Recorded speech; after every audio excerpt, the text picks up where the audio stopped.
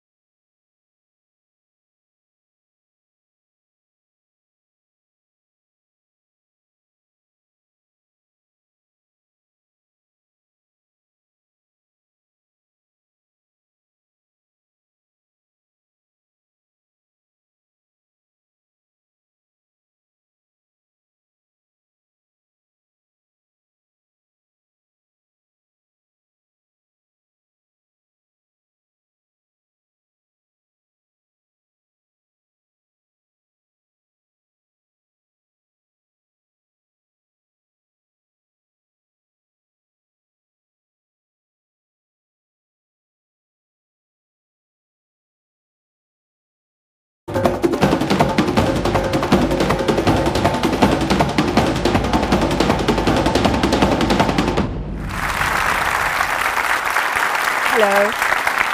Thank you. Hello and welcome to the big debate, coming to you live on SABC 2, SABC News Channel 404 and SAFM. Now, we're also live on SABC News YouTube channel. My name is Ridi Klabi. So, over 1 million babies are born in our public health facilities each year. 4 million people receive antiretrovirals in the largest HIV treatment program in the world. 300,000 are treated for TB. That's no mean feat. But before you celebrate, a reality check, please. Many hospitals are in a shocking state. 6 times more women die during childbirth in South Africa than in other similar countries. Claims of medical negligence are skyrocketing. The total value of claims in the Eastern Cape alone, listen to this, is equal to 3 times the province's annual health budget.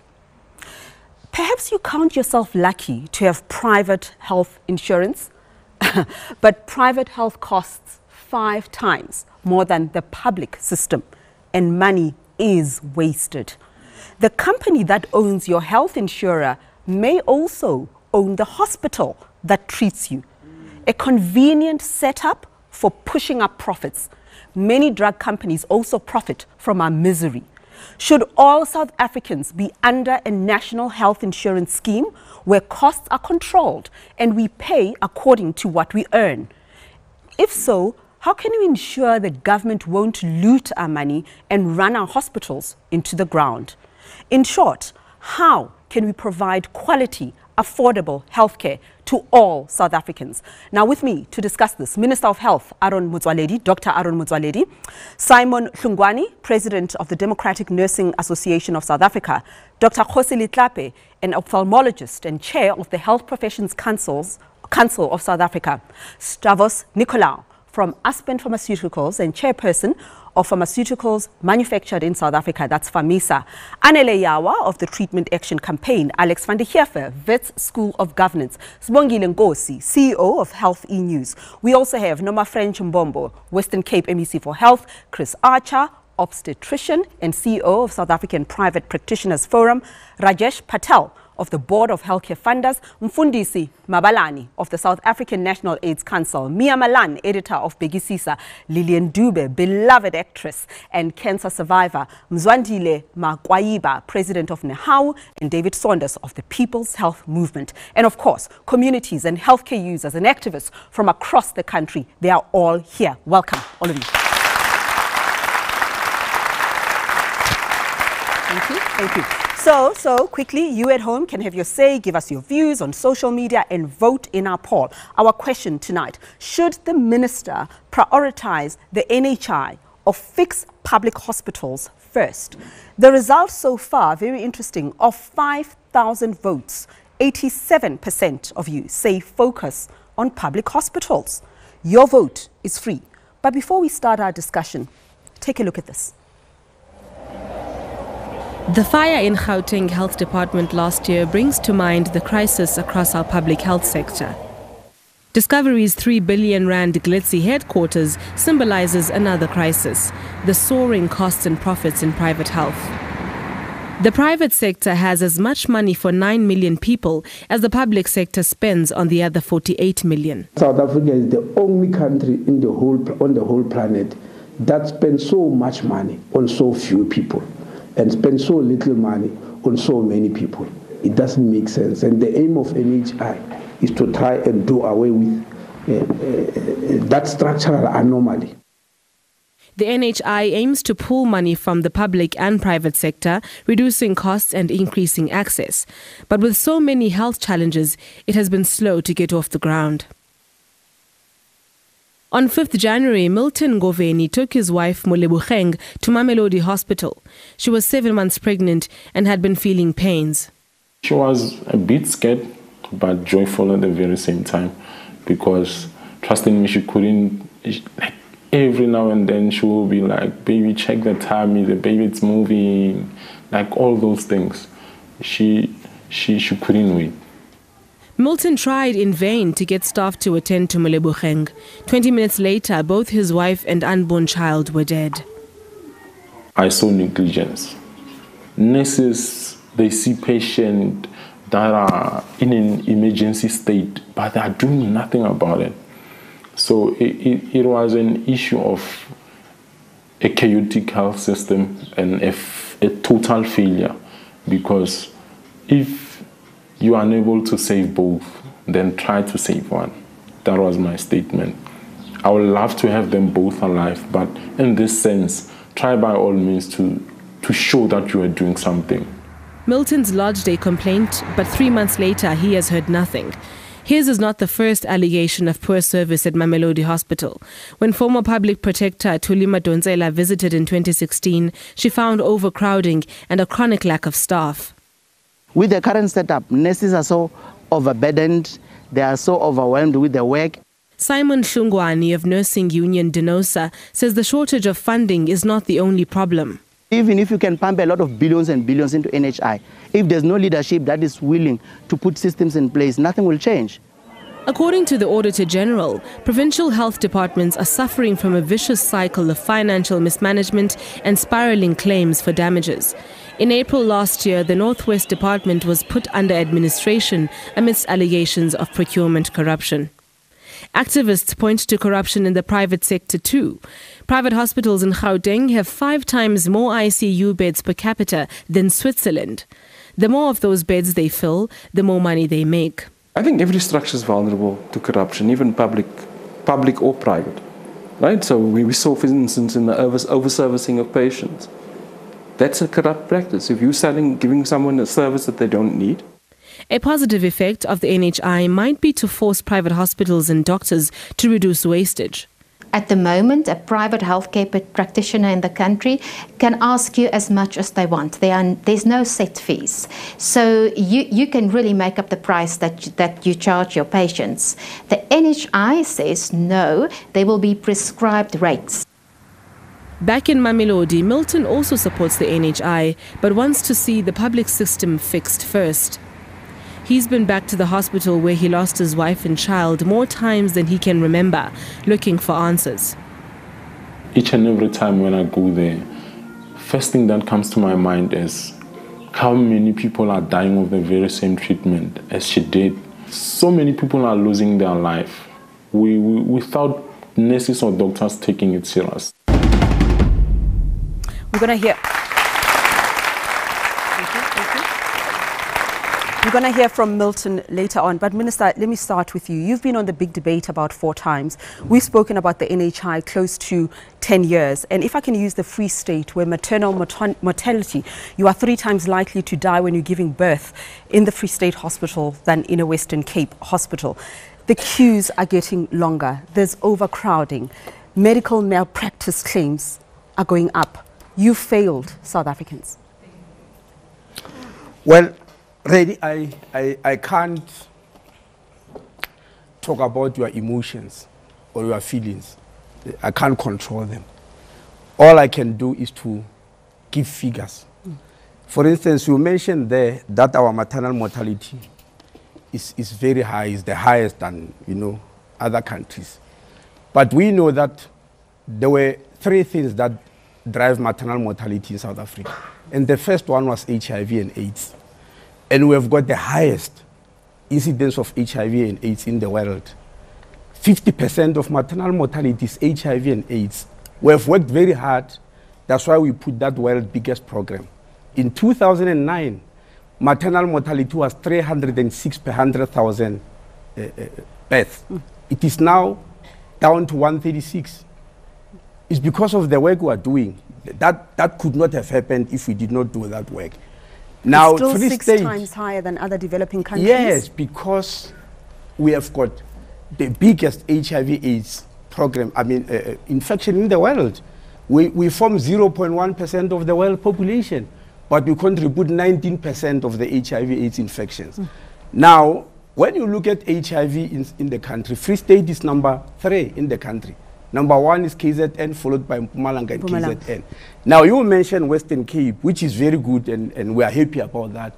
But Western Cape is number 9. It has got the lowest HIV/AIDS infection in the whole country. And that's why their maternal mortality will also be the lowest, because it's the biggest driver. Right. But now, Anel, isn't it time to then cut the minister some slack? When it comes to tuberculosis deaths, we've halved those between 2009 and 2015. They've gone down by half. More people are on HIV treatment. More are on TB treatment. Cut him some slack. They're doing something. Yes, our government did something. But also we must not beat about the bush. We had to force the government of Thabo Mbeki and the Mando Tshabala Msimang through That's the past, but right now, isn't the minister on the right track? No, he's not on the right track. The audience is answering for you, but completely for the minister is not on the right track. Why am I saying that? The population of South Africa is about 57 million, and about 45 million people are public healthcare users. And those public healthcare users are only serviced by a health care workforce that is below 500,000. How does the minister expect about less than 500,000 nurses and doctors to service about 45 million?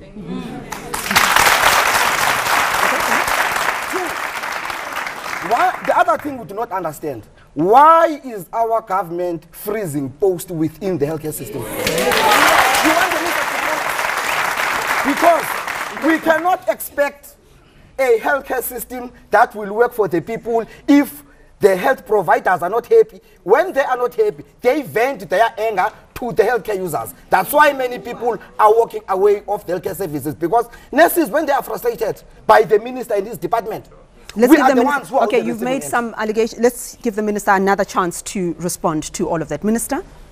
He is right about the figures and about the number of health workers.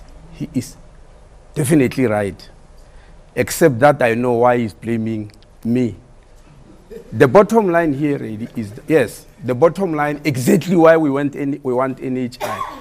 The bottom line is that we are the only country in the whole world which is spending 4.5% of the GDP on health for 16% of the population, and spend 4.2% for 84% of the population. If we can't equalize that, I will never get it right. I mean, the things right is asking. But Take, minister, for instance... Sorry, but Minister, our NHI is still xenophobic. Okay. It doesn't talk about all, it talks only about South Africans. Yet, Section 27 of the Constitution speaks about healthcare services for all. Okay, we'll get to that in just a moment. But Minister, you've just given us figures about GDP. Okay. Yes. Let him finish, yeah? Yes, and I think he has disturbed my thought process. I'll help you. I'll help you along. Just 4% GDP and in the private sector for about 8%. And that has even been proved by the World Organization. We are spending 4.5% of the gross domestic product in the on 16%, yes, on 16% of the population, and 4.2 on 84% of the population. What has that brought? Take, for instance, in the last 3 years, because of the economic problems. The public sector lost 9 billion rand. Treasury just said, we're sorry. We don't have that amount of money. Everybody knows what happened to the economy of South Africa. But in the same period, the private sector gained 11 billion. Let's get from the private. So you're to blame. I mean, we invited medical aid companies. They didn't have the fortitude to be with you amongst the people, some of them who are clients. But come on. We know that you produced generic ARVs for the public sector, the private sector, and we appreciate all of that. But surely there's got to be an efficient way of making medicine and healthcare affordable to so many, so that the focus is not on the bottom line. Stubbs. So, really, thanks very much. Firstly, let me say I'm here representing the pharmaceutical industry this evening. Sure, it's still a private entity here. And we're actually, I need to preface what I'm going to say by, I don't think anyone would dispute that universal coverage, or if you want to call it NHI in a different name, is a solution, long term. What I do want to say, however, with respect to pharmaceuticals, we're the only sector that services both public and private sector. So all 57 million people living in our country are serviced by the pharmaceutical industry.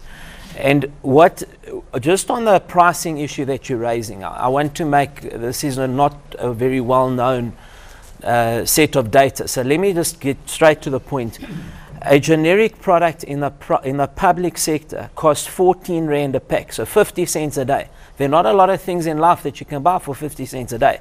Okay. In the private sector, you can treat 80% of conditions for under 75 Rand. The average across the two sectors is under 50 Rand a month. So what I'm saying, where is the problem? The problem lies with 20 or 30 molecules. And we've discussed this with the minister previously. We need a solution around those 20 or 30, because those 20 or 30 are attracting all the attention. Then the public thinks the medicine prices are high, when in fact, if you look at the data set I gave you, it's actually not the case. But I'm finding that hard to believe. I mean, just recently you spoke at the Global Fair Pricing Forum, and we've got a whole lot of interest groups in South Africa calling for lower prices. I mean, people are not crazy. They're not going to just mobilize because there is no problem. And there is some treatment of cancer that costs in South Africa about 500,000 Rand for some plasma cell cancer. And in India, you'll pay about 21,000 Rand, if I remember. So you're not. No, those are in the 20 or 30, but there's 18,000 products available in South Africa. Okay, but we can't the 20 ignore or 30, those we're not, and we're saying we've been in concert. The minister's taken the lead here. He's taken the lead. His department. They're saying those 20 or 30, we've got to find a solution. But let's not forget, there's 18,000 products that are highly affordable in this country. So, Alex, we've got to be grateful. The private sector is doing its bit. Well, when you look at the failures of both the public and the private health system, they are driven fundamentally by the governance framework that is in place. So you can blame actors within the system, both in the public and the private, but it is down to the way in which the system is regulated and structured. And there is a fundamental problem with the way both systems are structured. A health system is extremely complex. It's a multiple systems that are operating within that. So on the private sector side, it is not only the prices that are an issue, it's about the volumes that are sold. So when you take volume and price together in the private sector, you've got extraordinarily high costs in the system. In the public system, we've also had a surge in costs, which have affected how many people can be employed. We've also got in the public system structural moonlighting. We've got people who are meant to be working there, in nurses and doctors who are working in the private sector, and that reduces the amount of people that are available to treat patients, and it explains in many cases why those medico-legal cases are a problem. And I think that those cannot be addressed unless government regulates the system properly, and it hasn't done that for certainly the last 10 years. We'll give the minister a chance to respond, but somebody whom I know would get excited when we get the word regulate the private sector is Dr. Not only regulate the private sector, it's the private and the public. Happy birthday, by the way. How do we bring all of this together? I think you bring it by going back to the beginning, where the minister speaks about 4.5% for 16% of the population and 4.2% for 84% of the population. And therein lies the problem. And if you can't fix that, you won't fix anything. If there's no courage to attend to that, nothing else will work. What should we do? You see, the problem is that you have apartheid in health. And it was properly it was properly designed and handed over to the new government. People are talking about a failure of the healthcare system since 1994. The failure is since the Soweto riots of 1976. So the inequality continues. And it's been properly engineered by those that ruled before to get to where we are, where you have separated the South African population along public or private. It used to be along black and white. And until that is addressed, all these problems will not go away. There is no way. And whatever people say, given the resources that the public sector has and the number of people dependent on it, without being xenophobic, it's nothing short of a miracle what they do. Hold that thought. With all the disasters that occur in that sector. Hold that thought. We'll come back to that because this is a very, very, very important. We'll delve into that in just a moment. When we return as well, we talk to two people who've lost family members in public hospitals. Don't go away.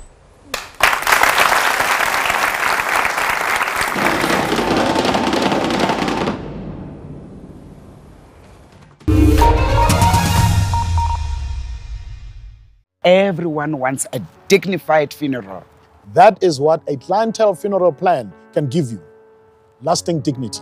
I just want my family to be there, all relaxed, not worrying about paying for anything, knowing that clientele covered everything. I would like a dignified funeral, and the rest should be invested for my children's future. Clientele funeral plans pay out in 24 hours. We will even send 200 Rand airtime. You can cover up to 13 people on one plan. Plans include grocery, unveiling, and transport benefit. Plus, you can get all your premiums back. I told my family, I don't want a fancy funeral. They must come there for a cook sister and a sandwich, and then they must use the rest of the money for their future. I will never stop paying my monthly premium. To me, paying my monthly premium is as important as buying groceries. SMS LIFE to 31043 and we'll call you back. I use my name first and foremost. That's all I heard. And from using the name, I got a small loan of 8,000 Rand. I remember there is a time la sa zama kumfunela umsebenzi.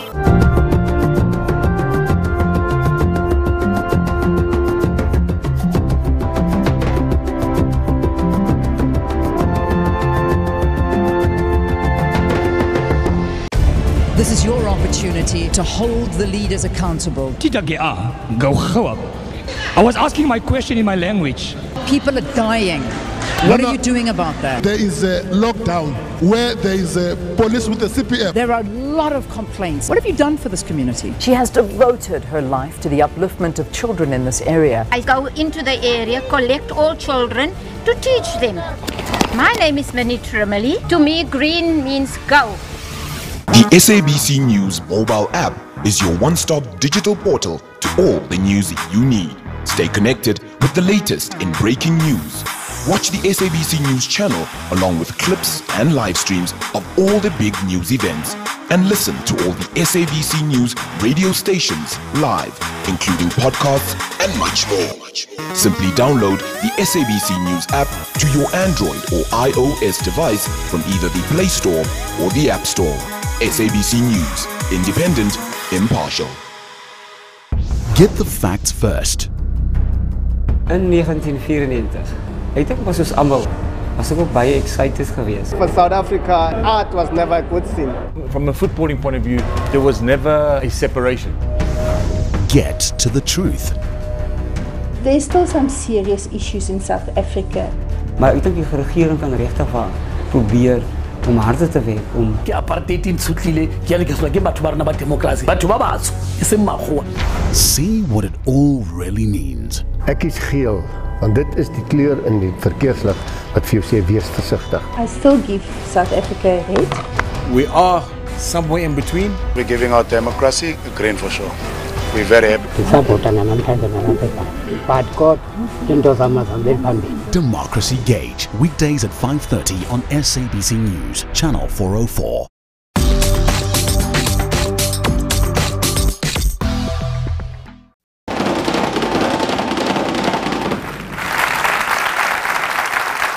Welcome back.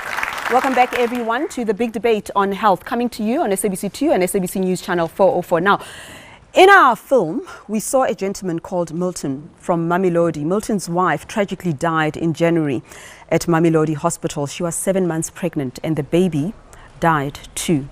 When we interviewed him, he told us that he struggled to get anyone to help him at the hospital, and he doesn't know what, if anything, was done to try to save his wife and child. Let's talk to Milton. Okay, Milton, since we last filmed, have you heard anything? What would you like to see happen? To be honest... Can you stand up, please, Milton? Okay, thank you very much. To be honest, I won't lie to you. We as the TAC comrades, including myself, we have been going to those facilities just to seek for answers. Until today, none is ready, or no one is ready to take, or maybe allow us to understand what went through. Was there any acknowledgement? Let's not even talk about the investigation. Was there any acknowledgement of your letter, of your inquiry? None. I won't lie to you, none. What happens when you go to the hospital? In most cases, when we go there, we are told that give us sort of a period of 10 days, come back, and maybe we'll be having clarity or maybe more information about those issues. What do you want to see happen? What do you want? What's in your heart? To be honest, I want to see the healthcare facility or the primary healthcare to be in a better space, right, whereby we see young and old being well taken care of. Prioritize if maybe we see it's an emergency, because within the public healthcare, we are not taken serious, to be honest, and we still continue to see those rude nurses and doctors claiming or thinking they have made it in life. And for us, okay, quickly, for us as the society, we need to be radical in readdressing these issues. Okay, listen, Milton, I'm so sorry for your loss. I really am. And I think 3 months later, for you to come here and speak to the public is such a brave act, and I'm really, really sorry for your loss. Thank you for coming. Okay. Speak to that issue. You want to speak to that issue? Yeah. Yes. I think we have laws in the country. And when we trained as young people, we used to have committees inside hospitals. And where I trained, it was not accepted for a mother to die or for a baby to die. So there were meetings that were held where those cases would be interrogated. And the question would be, how do we ensure that this doesn't happen again? Okay. Now, it means certain basic processes are not being followed. Like? Having those meetings. Yeah. You know, when you have an unnatural death, there has to be an inquest in law. So you shouldn't struggle to have answers. And sadly, this problem is not only in the public sector. It's a problem in our healthcare system. I buried a sister-in-law that went to a private hospital, that was taken to theater, that died within a day, and she had a speedily produced death certificate, and no inquest was ordered. That's unlawful. So there are things that are happening that are unlawful. Indeed. And we can't sit here and blame the state and blame the minister. We must all become informed, and we must all agitate. Okay, hold on. No. But it is better. Hold on.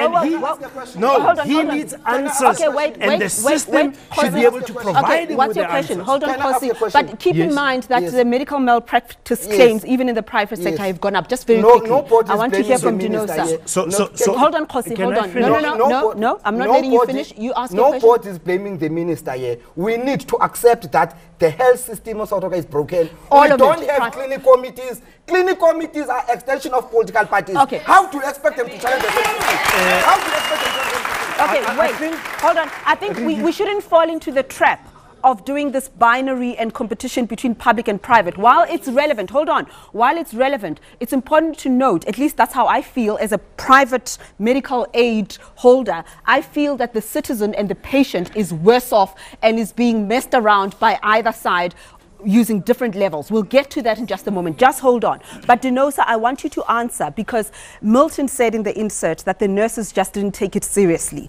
And I also ask, with tears in my eyes, I've dealt with this for so many years as a journalist. I had a woman give birth on a street corner in Alex after the nurses turned that woman away. And I have a mother who was gravely ill late last year and was in the public sector. The operation was successful, but she nearly died because of the nursing care in the private hospital. So what do your members say?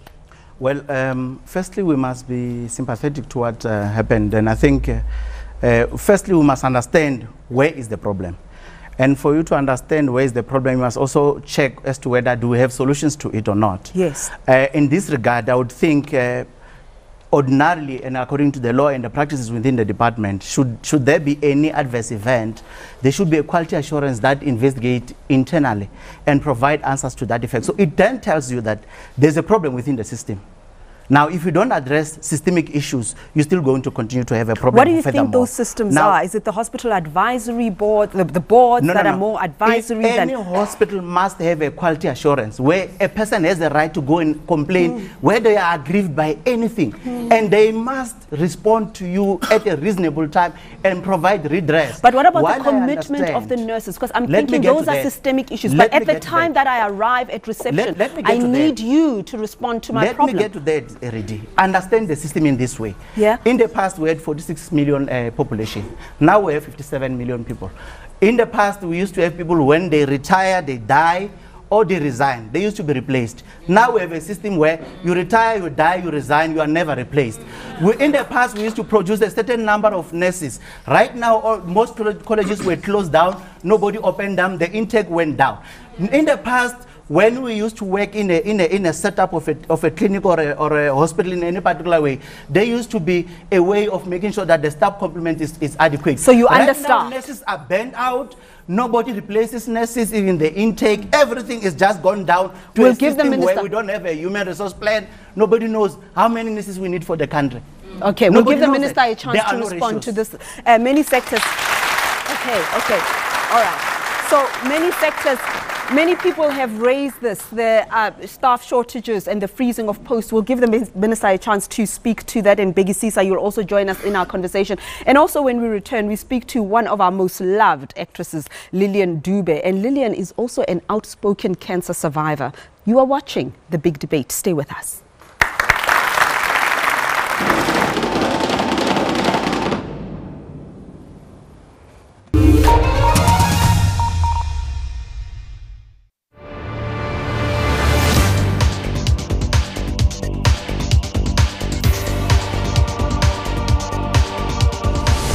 Did you know the big hole digging started in 1871 and ended on the 14th August 1914? The hole produced 2,722 kgs of diamonds. However, one diamond as huge as 490 carat of stone found in the open prior 1868 gave them the interest to dig. Extracted from 22.5 million tons of soil. Today, the hole sits at a breathtaking 214 meters deep. Kimberley Big Hole attracts tourists from all over the world, taking a vintage tram past the city, then cycling around the Big Hole.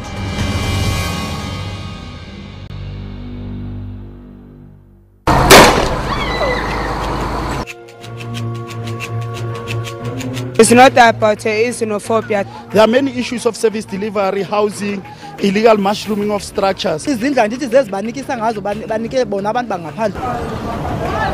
are now starting to move to Sandton and to submit a memorandum. You're not going with tires there. That's all. I will stop this march here. When we were bending tires in the inner Alexandra, they kept quiet because now we are going where they report. That is why they are having a problem. We feel really undermined and disrespected that he did not show up to listen to our grievances. He has grown a tendency of only serving the so-called white monopoly capital and has forgotten about black communities. Development must happen either or of all sides because we are equally Batu. But the people here today are saying service delivery to us, we deserve it.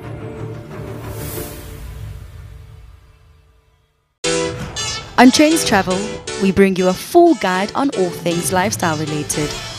With so much to discover, we give you comprehensive reviews of places to visit, music, travel, and food. We also explore the arts, whether on or off stage. All this and more.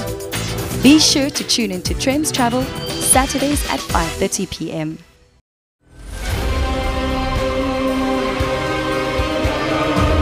We were there at the birth of a new nation.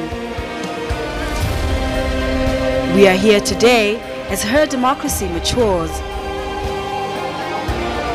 An impartial and independent witness to history. SABC News, always there when South Africa decides.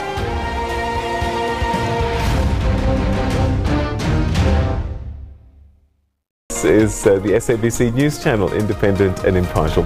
When news happens around the world, we will bring it to you. We will keep you informed.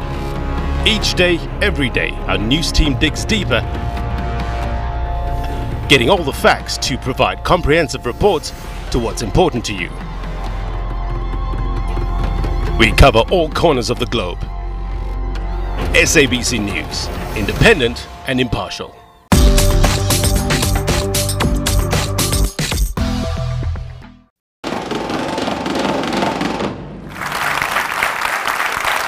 Okay, thank you. Thank you so much. Welcome back to the big debate on health. Famous actress Lillian Dube underwent surgery for breast cancer in 2008. Her cancer was not picked up the first time she went for a mammogram. She has used her experience to spread awareness about the disease, and she has broken through taboos by advising women and men not to be shy of talking about feeling their boobs. So let's talk to Lillian Dube. So there you are on every platform, just telling everybody to just feel it. Suck those titties, I say. Okay. All right, what does that mean?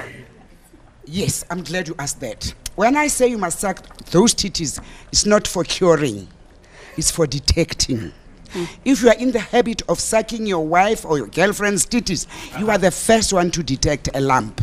And many a men have saved their women by doing that. And you ladies, don't just lie there when you are being sucked. Also,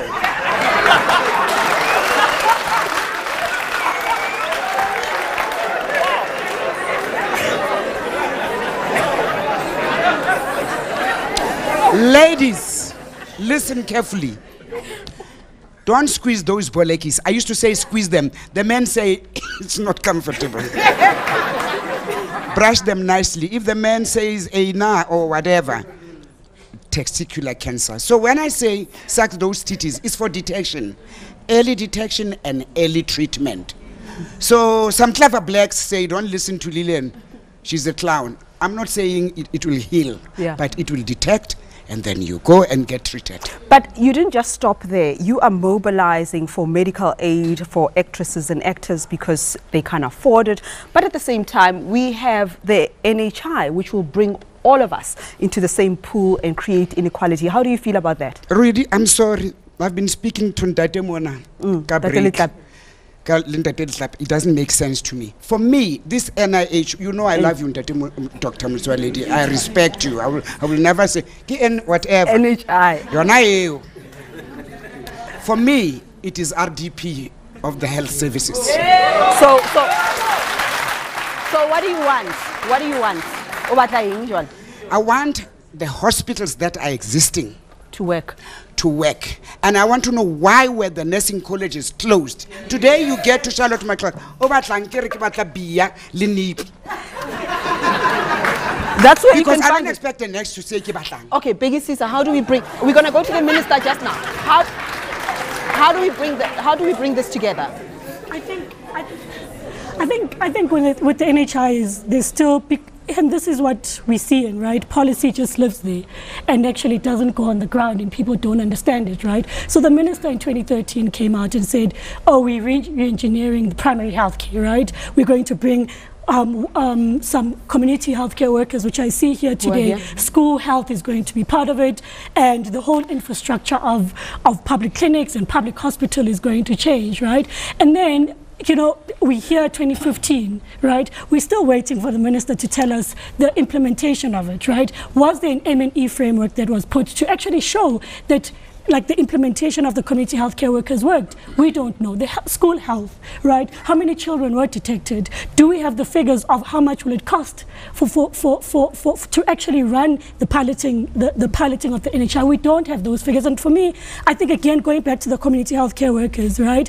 There's such overemphasis of how the importance in which they play in healthcare, but yet we saw in the Free State what happened to the community healthcare workers. Some of the issues that Mama Lillian is addressing could be addressed by the community healthcare workers. And they are here in numbers. We'll hear from them right? in just a moment. But Minister, there's so many questions that have been directed at you, and I'm thinking the most basic and simple question: how do we convince someone like Lillian Dube and any skeptic out there that the NHI is the answer? Yes.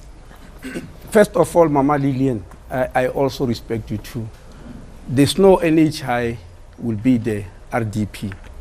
But let me start here with the president of DINOSA. And I'm not going to challenge him because it is true. And I've started with it.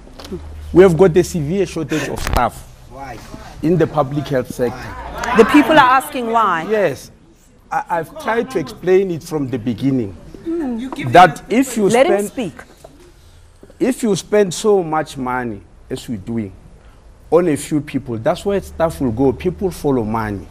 And that's a fact everywhere in the world. When you spend so much money for so few people, in the area where there are many people who have lesser staffing, and I've just given a second example, which you are suffering from the healthcare system, that in the past 3 years, when the economy started tangering, we lost 9 billion rand in the public healthcare sector.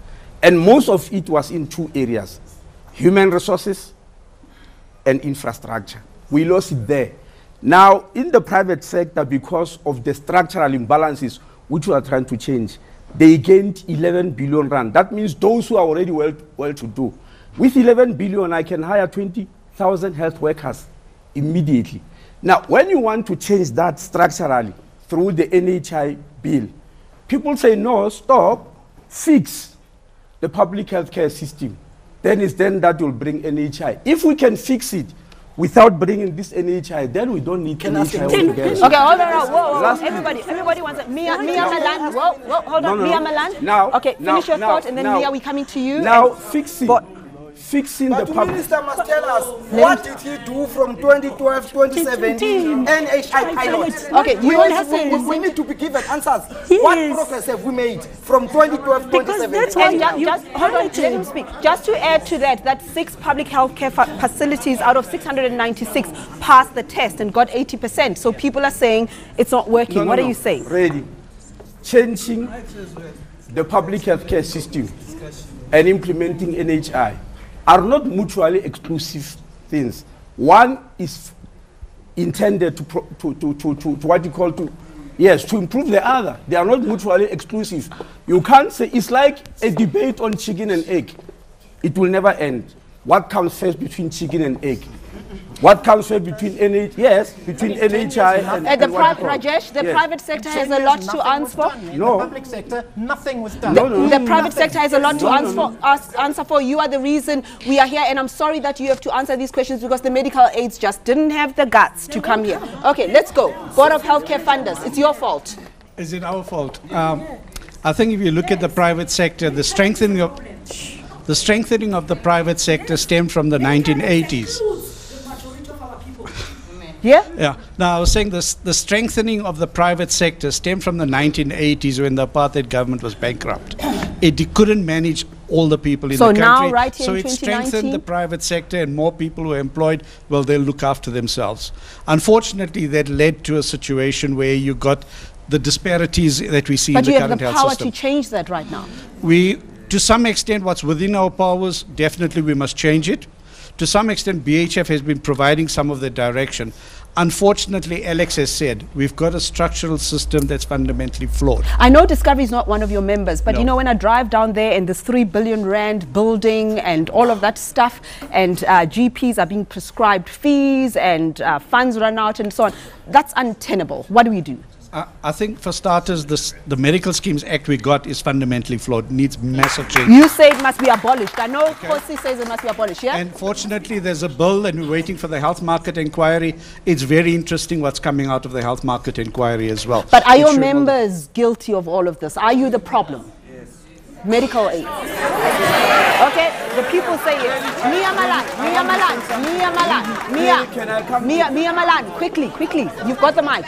I would like to get back to what the minister said. Okay, let Mia speak. So the minister said the NHI and fixing the hospitals are not mutually exclusive. He does have some sort of point, because when we implemented abortion legislation in the late 90s, we certainly didn't have the facilities ready to do them, and we implemented it. We didn't wait until everything was ready. But the issue that has been raised here, the common theme is accountability. Health workers may be overworked, but there is not enough accountability. We have people like Kudani Mahlangu walking around and who has not been held accountable for life Isidameni. We've got Brian Hlongwa walking around, and the minister can certainly take a compliment for having expanded our HIV program to the largest one in the world. But this week, a health department delegation will be going to America because they're going to cut our HIV funding because the program is not performing well. We don't manage to keep people on treatment. So that is a good example of when you expand services so drastically, there are a lot of challenges that your system need to be able to cope with, and the NHI is going to be that in many aspects of health. Minister said no, we're going to give him a chance to speak. We're going to give him a chance to speak in just a moment. I promise, Minister, I'm coming to you. But he is the minister. You're all directing questions at him. Let him answer. In just a moment, are we... Okay. Are we ready for national health insurance, or do we need to fix public health facilities first? Don't forget to vote in our poll. Results after the break.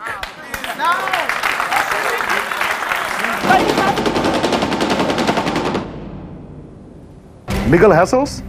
Clientele legal. That's it. We lost. Problems with the neighbors? Clientele legal. Rental disputes? Advice on maintenance matters? Drawing up a will? Clientele Legal will speak up for you. Clientele Legal not only solved my labour matter, but also restored my confidence, and I walked out there feeling bigger than when I walked in. It's definitely a value for money. I didn't pay a cent. My monthly premiums covered everything. Take it or leave it. Labour issues? Clientele Legal. This is unacceptable. I have rights. Problems with a mechanic? Clientele Legal. You need a lawyer. Professional lawyers, professional advice at an affordable price. SMS rights to 32281 and we'll call you back. SMS now. This is your opportunity to hold the leaders accountable. I was asking my question in my language. People are dying. What are you doing about that? There is a lockdown where there is a police with a CPF. There are a lot of complaints. What have you done for this community? She has devoted her life to the upliftment of children in this area. I go into the area, collect all children to teach them. My name is Manitra Mali. To me, green means go. The Zimbabwean government says it's now planning to give compensation to white farmers who were forced off the land they occupied by the government of Robert Mugabe. For reasons of political expedience, this attempt is driven by opportunism and is bound to further deepen the political and economic crisis in Zimbabwe. A small group of people chanted Makashule's name at the launch in Sandton City. They allegedly ripped apart some copies of the book and threw the pages around. Clearly that book wants to divide South Africans. We wanted to make it very clear that we stand by this book and we stand by Peter Louis Myburgh as an outstanding author. This is the SABC News Channel, independent and impartial. When news happens around the world, we will bring it to you. We will keep you informed. Each day, every day, our news team digs deeper, getting all the facts to provide comprehensive reports to what's important to you.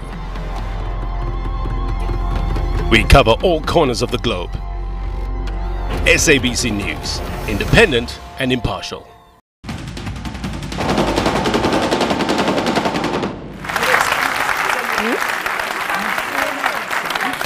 All right, welcome back. Welcome back to the big debate on health. We asked you whether Minister Motsoaledi should prioritize the NHI or fix public hospitals first. The results are in. 83% of you say focus on public hospitals. Let's hear the views of our studio audience, and keeping in mind that there's so many questions for the minister, we've got to give him a chance to answer them. But Ms. Noma French from the Western Cape, you are the MEC. What's your comment? It's true, the health system is dysfunctional, both private and public. And when you look in terms of the public, the issue of the leadership and the governance is one of those. And the audience mentioned the issue of the HR, which is true about it. I've got a faith in our health workers, whether doctors or nurses. The mere fact that they are being poached overseas, it means that there's something about them that is efficient. However, the NHI is not the solution, because it needs more of that. For example, within the NHI, it doesn't talk much about the social determinants. It doesn't talk much about the community engagement, and even how it's going to be funded. Everyone does support the universal health coverage with cross-subsidization and financial risk protection, and most importantly, the quality of care. Right. The problems we have in the public sector is not as a result of a private, but also the private also needs the regulation. There are things that we can do from ourselves. The political interference is one of those. So with the NHI that's going to centralize everything, how do you entrust one politician if 9 of them probably have messed up? Okay, Tebucho, there's Tebucho in the audience. Tebucho, you want to ask the question? Yes, very quickly. We're going to give the minister a chance to speak. Yeah? I want to know, we have a problem in the township that we stay in. The ambulances doesn't come in when you call them, and sometimes, like me, I'm staying with my mother. My mother is an elderly woman. Sometimes when you call the ambulance at night, they say you must get out and go stand in the street. The other thing is,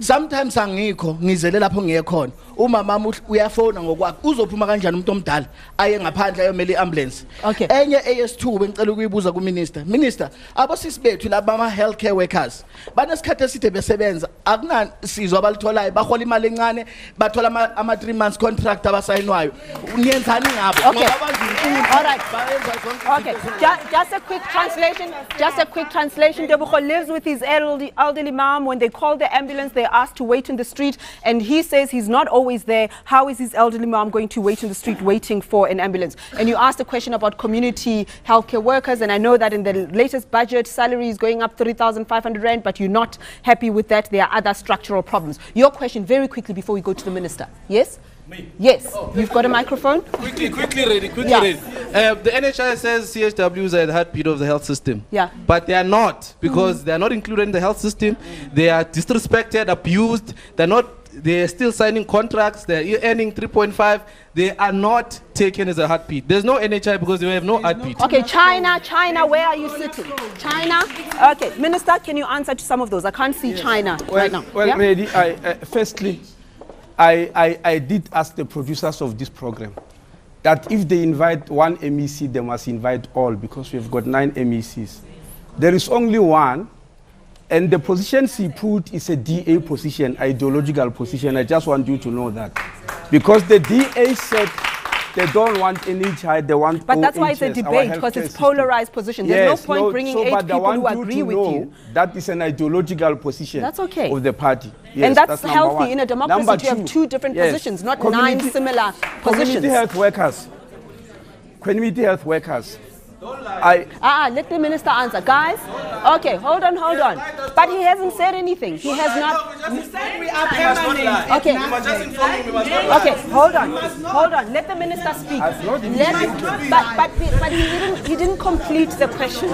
He didn't complete the answer. Minister, carry on, please. Yes. Let him speak. Ready. Let him speak. In the NHI white paper, everything in the bill, we said clearly that the heartbeat of NHI is going to be primary health care. And primary health care rests on community health workers. The fact that we have not yet solved their problem now does not mean that it's not in our plans. We even said we are going to... No. I'm talking about community health workers. Because that's a question that was raised. Community health workers are a game changer in the healthcare system. You acknowledge that? Yes. The fact that we have not yet done what they want now and finalized the issue of not being... I am the one, by the way, at the World Health Organization, when they passed the Health, Economic Growth and Employment Program, by the UN when they said the world must hire 40 million health workers by 2030.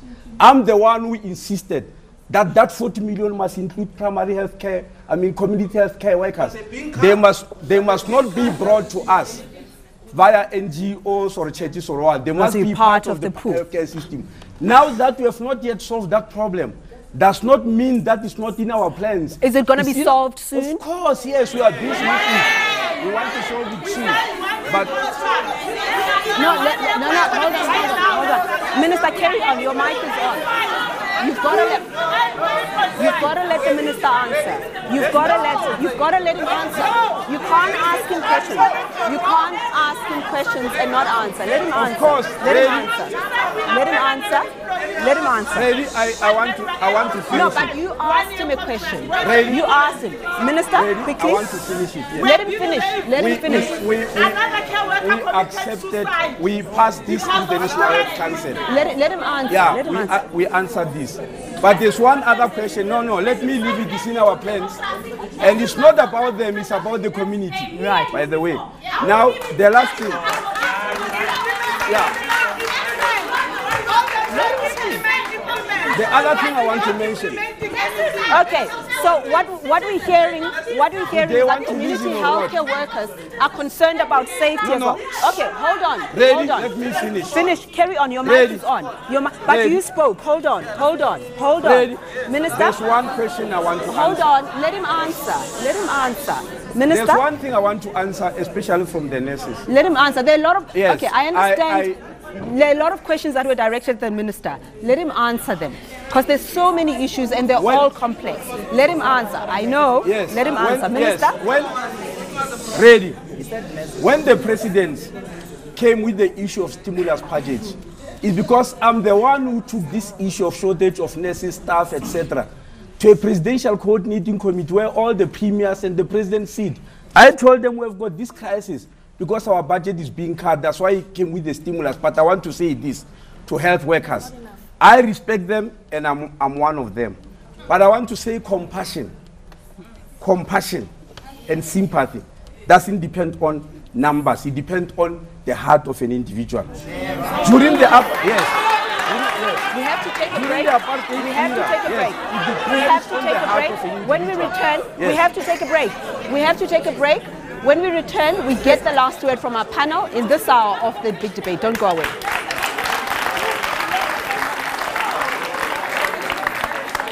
When thinking about the hassle of switching medical aid, Tuli has an epiphany. Bonita's let her apply online and her human phones her back. No long forms, no on-hold music. That's real medical aid. Exciting. We do not just speak. We let every voice in our nation find full expression in language and in culture. We do not just teach. We empower all people with education. We do not just bring you the news, we place you where the news is happening. We do not just entertain, we take you on journeys. We do not just broadcast sport, we create an arena for sporting heroes to inspire you. Ours is not just a job, it's a calling to ensure that everyone in our nation is informed, educated, and entertained. We're able to do this because you do your part. SABC TV licenses. It's all made possible by you.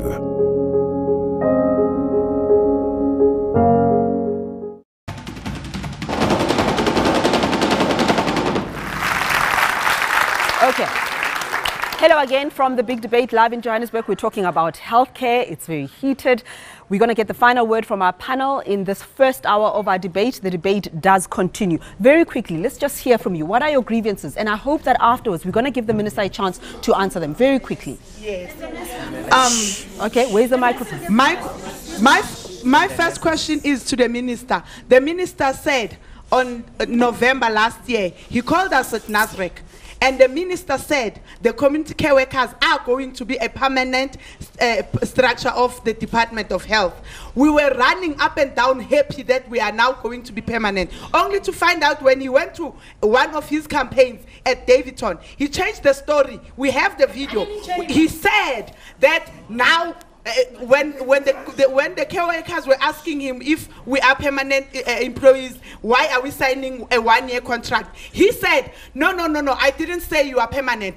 I said I am absorbing. So we want to know what exactly is absorbing. Because maybe we are mentally disturbed. We don't understand. Okay, very quickly, speak. The dream of the NHI is a beautiful dream. Who are you? Where are you from? President. The dream of the NHI is a beautiful dream that we all are embracing. That's number one. That we mustn't be construed. Second, it's important Use to this one. That one broke down, yeah? Quickly. It is important to understand that the NHI will not kick unless the nurses of South Africa are actually the ones that are going to run the NHI. Yeah. It's easy. We form bulk of the 50% of the healthcare providers, without doubt. The primary... I use my name first and foremost. That's all I heard.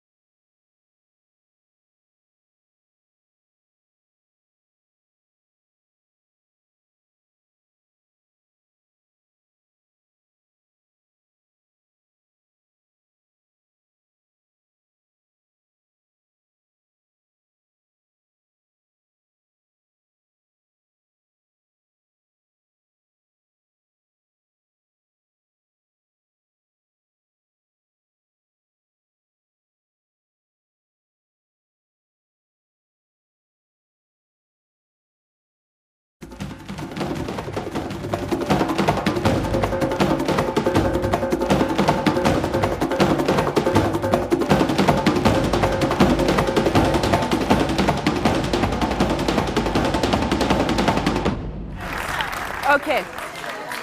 All right. There's so much anger in the audience, in the studio today.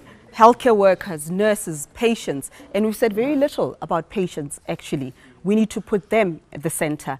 And not only that, we need to remind ourselves of where the breakage is. The private sector as well will bring that conversation back into the fore again. But so many questions were asked for the minister, directed at the minister, and of course there's a lot of emotion, there's a lot of anger. Let's give the minister a chance to respond. So much was directed at you, but the overall theme that I'm getting is that South Africans don't feel that our healthcare system is geared up to solve the problems that we have. The questions were asked of the minister, and I see your placards, and I acknowledge your anger, I acknowledge the desperation and acknowledge the hurt.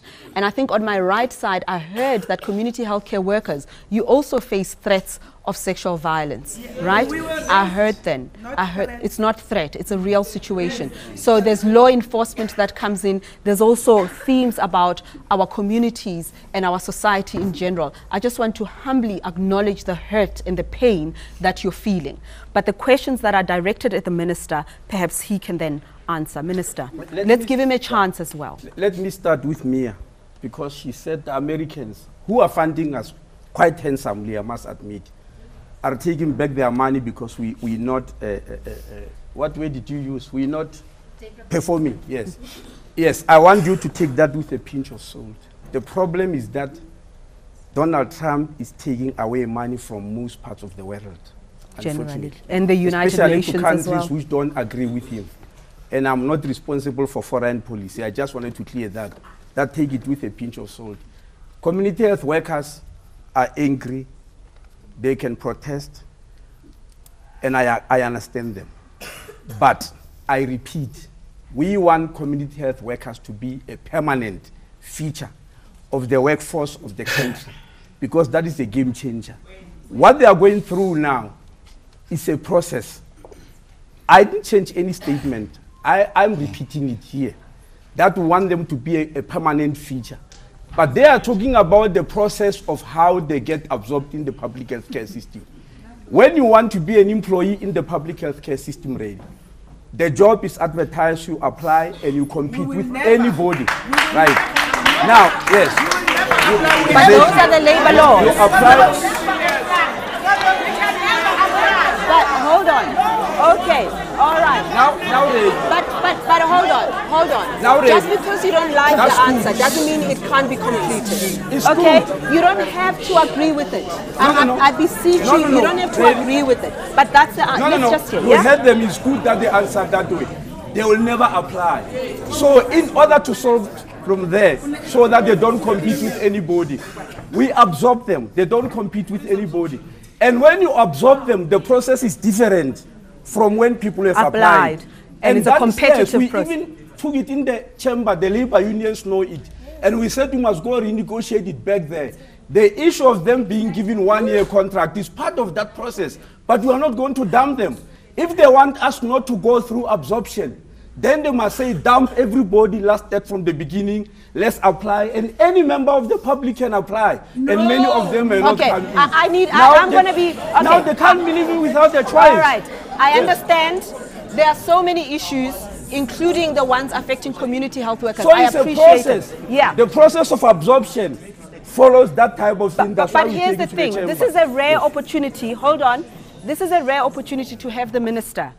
It is very possible that we could spend the next hour talking about Nehau's problems, private sector problems, everybody's problems. I understand that the questions have not been answered satisfactorily. But I think, to be fair, we've spent the last 15 minutes talking about community health workers' problems. And it doesn't mean that we've resolved it. It only means that this is not a platform where everyone's issues can be resolved, because there are so many. Let's just acknowledge that you feel that you haven't answered, but at the same time, we have so many other problems that we need to address, including one that was raised by Denosa, that posts are being frozen. And it's not just that. I know that the medical deans have also raised that issue. They've raised concerns about the training of registrars that has suffered, and medical interns that should be in positions that are funded, but that is not happening. Minister, how do you answer? Really, I've just explained to you how the stimulus package came in. It's a temporary measure. After I put it to the president and the premiers, that we are suffering on the issue of human resource here because our budget has been cut. One of the resolutions was that the health budget, the public health budget, need to be recalibrated. And I've written to the Treasury to ask for that meeting to recalibrate it. The issues you are raising, I'm not challenging them because they are true. For instance, in Gauteng, where most of the registrars are specialists in training, where most of the registrars are trained because they've got most of the medical universities. In 2015, before the budget cuts, they've got now, by 2018, half the number of registrars in training by 2015. We can't develop like that. It's a crisis, yes. But I am saying it's not something that is done because of poor planning in the health department. You need money to do that. Okay. Yes. And that's why we want to rush and say all the money that is used in the private healthcare unfair. For instance, the tax credits to people who are on medical aids was 20 billion in 2015. It now increased to 26 billion in 2018. That money we needed to come into the public healthcare system. But the to tax, fix this the problem. current budget, didn't it say that there'll be a reduction in tax breaks and that's how the NHI is going to be funded? That's what I understood, Alex? Well, it's one of the methods. You cannot fund the so-called NHI out of tax breaks. There's not enough money in the tax break. It requires about 150 billion rand, not 6 billion rand. So the 26 billion rand gets nothing. And that's one of them. Okay. You need now, many sources, what do you say? I that's can't one find of my them. microphones. Where are my microphones? Now, how we carry on speaking, please? Okay, Sanek is here as well. Pass the mic to Jack Bloom when you finish. No, when you finish, you pass to Jack Bloom. Please carry on now. There are key few things that South Africa is facing, particularly in health. One of them is commodity. The other one is profit. As long as health is a profit to those who are able to sell it, those who do not have money will not have chance to access health. The problem of private health taking every money, the question of inequality in funding of health is a source problem of everything. You can bring any minister, getting from DA, getting from America, it will fail because imali iyakwindawo wrong. Kuninzi kungalingani. That's the problem. So just to translate, money is going to the wrong hands. Again, I'm going to pick on you from a private sector point of view, and I'm coming to you next, Sanek. Okay, let's just be real here. Of course, a lot of the anger is directed at the public healthcare system because it accommodates millions of our people. We know that. Underfunded, more money is concentrated to a few. But, you know, I can't help but just fixate on even the ownership models in the private healthcare sector. Just very quickly, you've got Remgro, right? Yeah.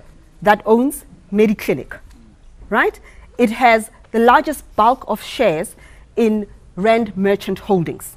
Rand Merchant Holdings owns 25% of Discovery, 25% of MMI, which you would know as Momentum. So I'm just pulling my hair because it seems as if there's just these funny networks where people's tentacles are just spreading. You're in medical aid, you're in private healthcare, you are in this. It's just dirty and it leaves the patient disadvantaged. Board of Healthcare Funders, how do you plead? There's no recession in health. Yeah. In healthcare, there's no such thing as recession. So we can go through an economic recession out there since 2008 till now, but people need healthcare still January to December. And that's the opportunity, and that's why they invest in it. But you as can't long as there's squeeze profits the to be patient. made, people will invest there. But what, do we need more regulations, Mr. Archer? Yes, Of really. the private healthcare? I think there's no question that both sectors need to be re-regulated. There needs a lot of reform needs to take place. But I think I think ultimately the future for this country is some form of universal health care that both the private and the public sector can participate But in. you've said that it's high or thick on ideology and very thin on substance. What did you mean by Well, that? I think that's true because the basis of the current offer or the proposal is not based on research that is credible, and I think that's. I think. Okay. You don't have a microphone. You don't have a mic. You don't have a mic. You don't have a mic. If the private, if the current the current national health insurance is not enough, what is it that you are proposing? Okay. Because at the present moment, you are criminally getting money, and you are criminally refusing opportunity to other people to succeed. What is it that you are suggesting that we must do in order to fix the health system in South Africa? Okay. What are you doing about the fact that many doctors do not come to public sector, but in your racist private health? I have experienced that in Garden Hospital here in Bedford View. where I'm taken next to a white man, I'm suddenly changing to another level because this white man says I'm making noise. I'm not being asked, I'm not being questioned, I'm just being judged, I'm not being taken to trial. I couldn't defend myself. What do you do about the racist private house?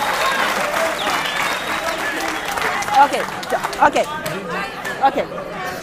Do you want to respond to that? Yes, just to remember who you represent here? Maybe you can remind us again. I am the CEO of the South African Private Practitioners Forum. Not the medical aids. No, I don't represent the medical aids. I represent doctors and physiotherapists and optometrists and various other organizations that work in the private sector. Okay, all right.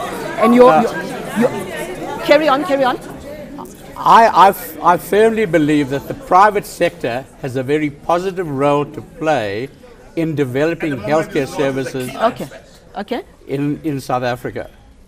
I think the private sector has been given a bad reputation unfairly, and I would just like to refer to something that the minister has said, and he repeatedly makes this statement, and it's an untrue statement, unfortunately. Which is? He says that the country spends 4.6% of GDP on private healthcare. That is not public money. That is money that the people. Let me finish. Let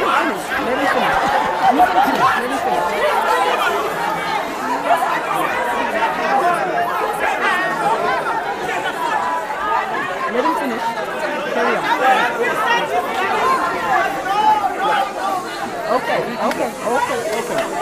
Okay, I know you all have a lot to say. Let him complete the thought. Carry on. It's private. You were saying that that's not money. Yeah. Can I explain? Let him finish. Okay. And Alex, I want you to come in here. The people who are fortunate enough to afford private healthcare pay for their private healthcare through their own funds. It's not taxpayers' money. But those funds also, the people who enjoy, and it is, look, I mean, we live in a very unfair, unequal society. We acknowledge that.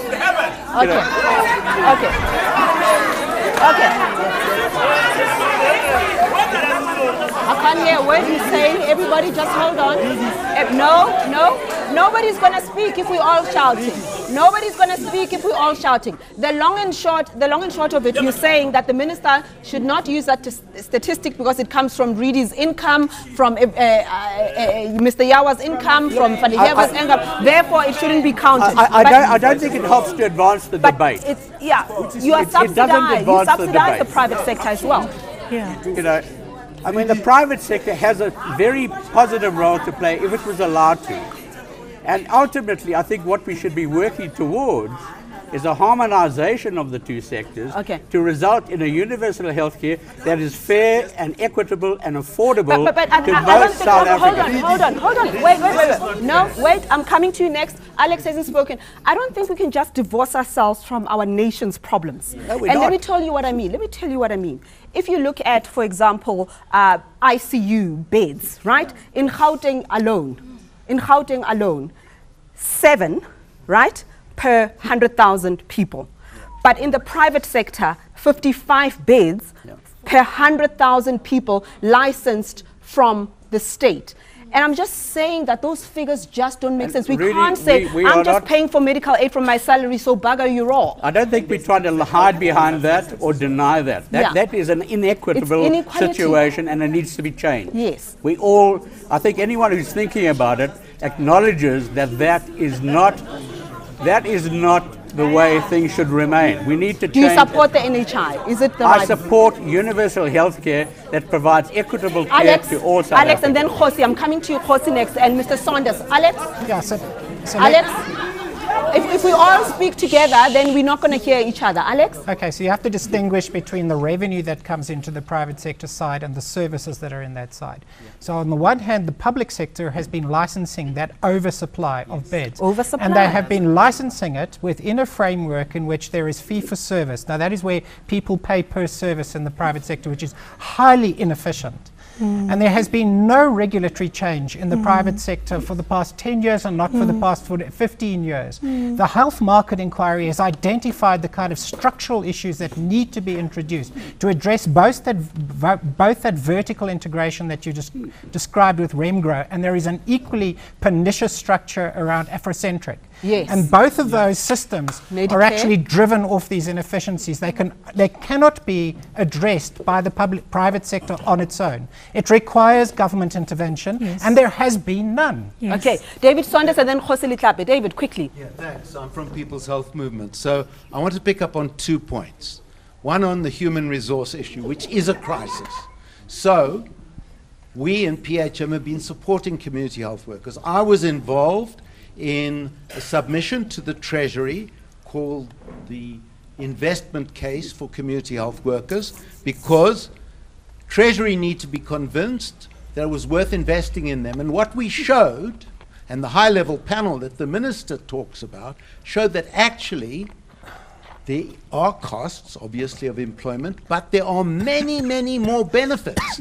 Benefits of savings, of avoided hospitalization, and most importantly, unemployed women getting jobs. Yes. They spend their money in the South African economy. They don't put their money offshore. So the multiplier effect is huge. So what's the big elephant in the room yet? Hasn't been mentioned once. Yeah, tell me. It's the Treasury. The Treasury is cutting funds. The Minister can't say it because he's part of the ruling party.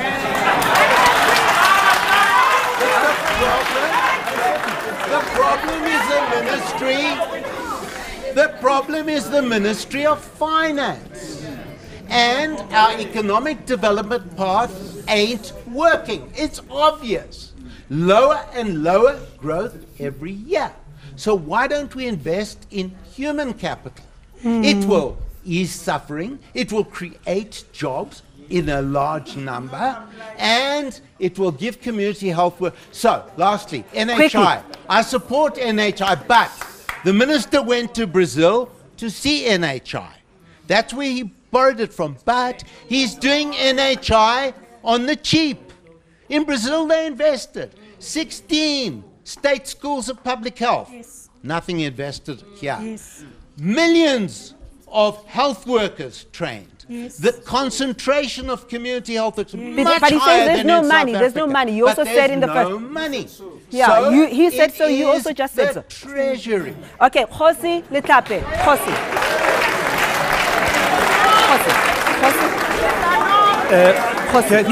Okay, let Jose speak. And Sanek. Jose, Sanek, then you coming in. I think we need to go back. Okay, all right. We need to go back to the beginning. Rajesh spoke about the crisis in the 80s, and he alluded to the failing economy. No, it was an ideological decision to structurally defund public health and to build the private healthcare system based on an act of parliament. So what is striving out there is not private money, it's privatized money. The whites were preparing to take out a public healthcare system that is working, to create one for themselves and clever blacks like me. That's what you have. So you can't, this was a deliberate act. It was not a default position. That is why it is driven by an act of parliament. Now this fallacy that says it's private money, it's bull dust. Because this is privatized money. So what? Medical Schemes Act. If you had no Medical Schemes Act, you'd have no regulation of the health insurance environment. Health insurance would love it. Alex, you'll have your opportunity. Okay. You will have your opportunity to protect privilege. Now the key issue is this: you have men like this that will not use their intellect for a better South Africa for all of us. They will use their intellect for separateness. Okay, all right. And we need leadership that will call them out to say, if you are saying the route is universal healthcare, what is your contribution to get us there? Let's give him a chance. So that all the naysayers must stay out, so that we can build a better Are you South a Africa naysayer? for all of us. Okay, Black guys, hold on. There's an and white. accusation. Let him answer. Are No, you no, a no. naysayer? Before No, he sorry. answers. No, Khosi, Sorry, no, it's no a time. statutory fund. Okay. It's not like private schools Okay. where you are using your private money without an act of minister parliament has spoken. that Okay. separates us from haves and have-nots. Okay, quickly, Alex, how do you answer? But hold on. You've got to hear. You can't clap for a point and not want to hear the counterpoint, even when you don't agree with it. Let's hear. Okay, so firstly, the issue is he claims that, that the Medical Schemes Act creates medical schemes. The Medical Schemes Act regulates health insurance. It doesn't create them. The problem in all health insurance around the world is that if you do not regulate it properly, it eats up your health system. Do you support more regulation? I support the proper regulation. Yes. So when we look at issues like the health market inquiry, when you're starting to have an intelligent discussion about how you structure a private health system, it takes us somewhere. It's got nothing to do with Okay, no, wait. You spoke. Let it finish your point. You see, Yawa, Mr. Yawa, no, Khosi, you've just spoken. Mr. Yawa, no, Mr. Yawa. Let's go.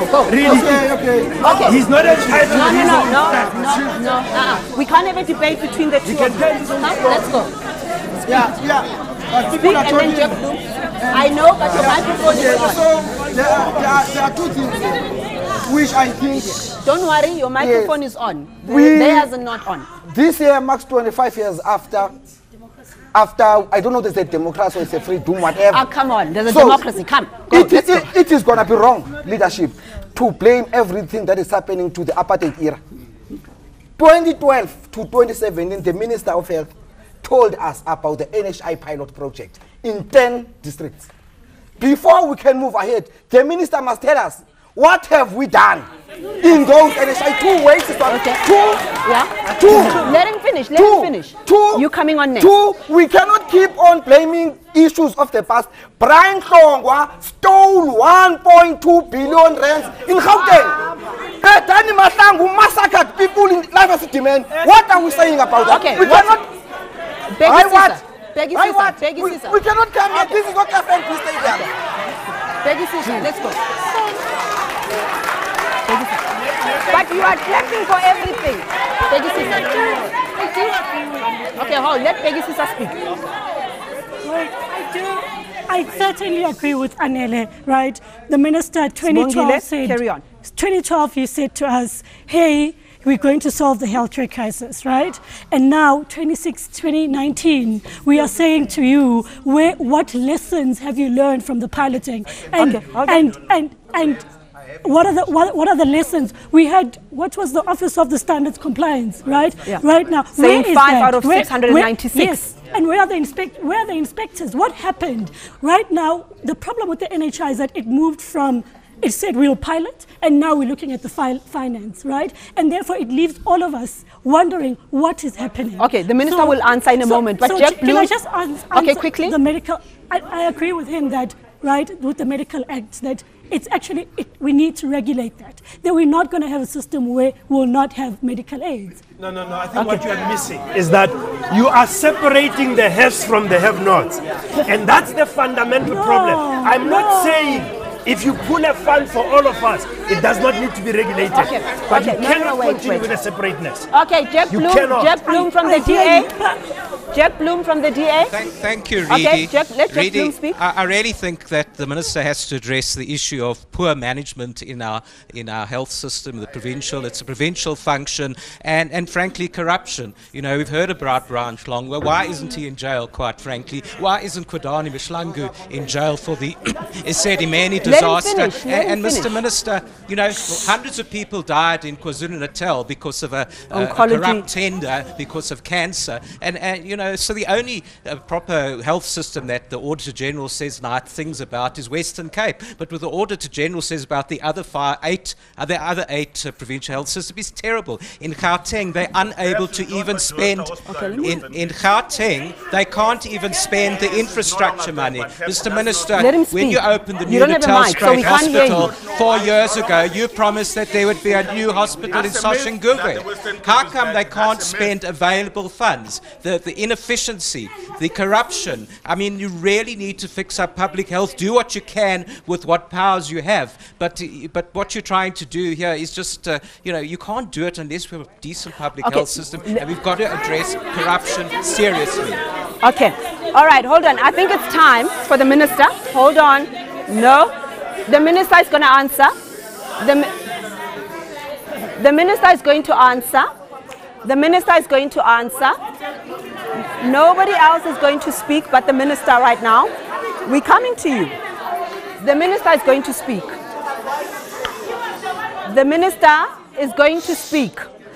You are raising issues. You are raising issues that require the minister to respond, but you are shouting your lungs out and not letting him respond.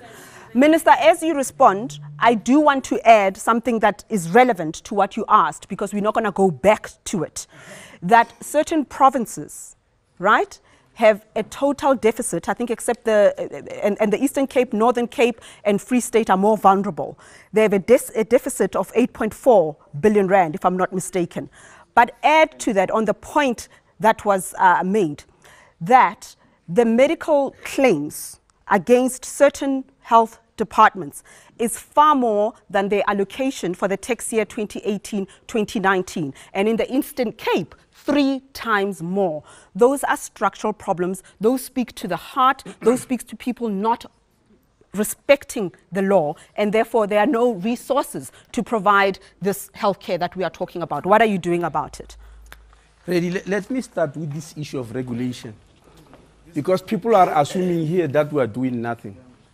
In 2010, when you start regulating and changing a system in this new democracy we are having, and people are used to that, there is a word called consultation. You don't just wake up and, because I'm not a dictator, I can do that anytime. I called all the stakeholders to a meeting. Some of them refused to come, especially the health association, the private hospitals groups and all that. And the biggest medical schools. They refused to come here, yes, but anyway, they refused to come for me to start that. What then I did was to go to the Competition Commission and tell them that this is happening in private healthcare. Taking money from the public is not correct. It needs to be corrected. It took me 4 years to convince the Competition Commission because they didn't believe me. After 4 years, it's then that they instituted the public market inquiry by Chief Justice Ngobo, because I wanted it to be professional, not just me so that they'll believe I'm political. Is private healthcare expensive? Are things wrong? Some of the things you have mentioned, what happened, which maybe you don't know, they got all the big lawyers in the country to stop Chief Justice Ngobo.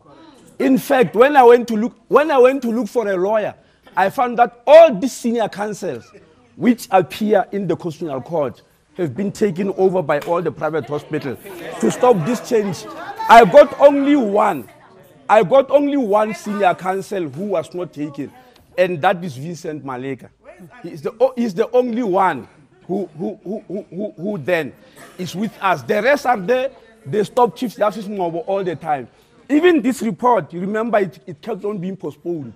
Why? Did you see the preliminary report? It confirms what I said about private health care. It says we must regulate.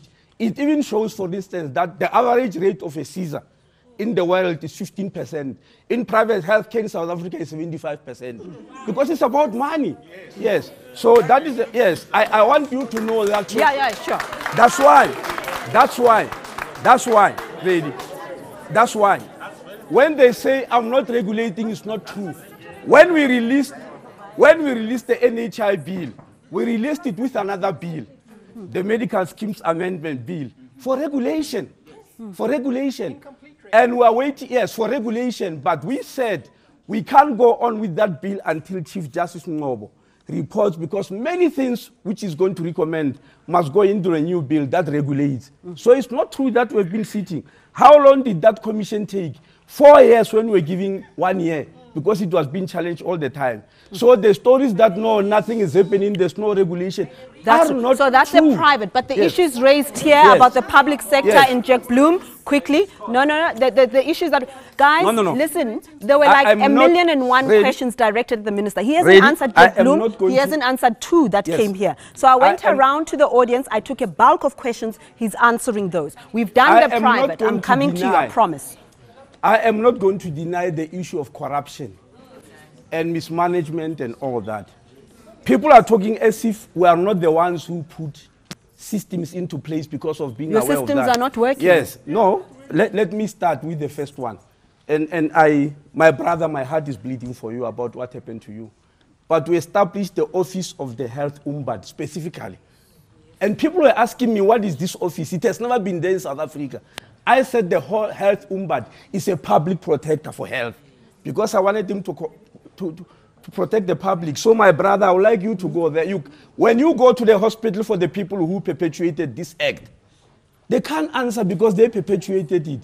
They need somebody to So he must go to the health ombuds. Yes. He must go I'll to the take health him ombuds. there. Now, the issues. Okay, of the minister people who is have- making a public commitment. Yes. He's taking you to the health ombuds. Yes, and it I want must you to go. know 40% of the complaints to the health ombuds, Professor Malihapuru, 40% of them are in Gauteng. So Yes. you are one of those You must statistics. take them there. Yeah? The other issue, I mean, they keep on mentioning Brian Tlongwe, Ketane Mahlangu. Those issues are not in my hands anymore. They are in the criminal justice system. And they are still on. I can't sit here and report about them. But the process is on. Nobody said that thing is closed. It's closed. No. There are processes that are still there, But which I am not in charge of. Okay. But yes. But hold on. There's very little to be cheerful about when you look at the autonomy and the power that the provinces have, right? That Life Esidimeni happened and it was a provincial matter.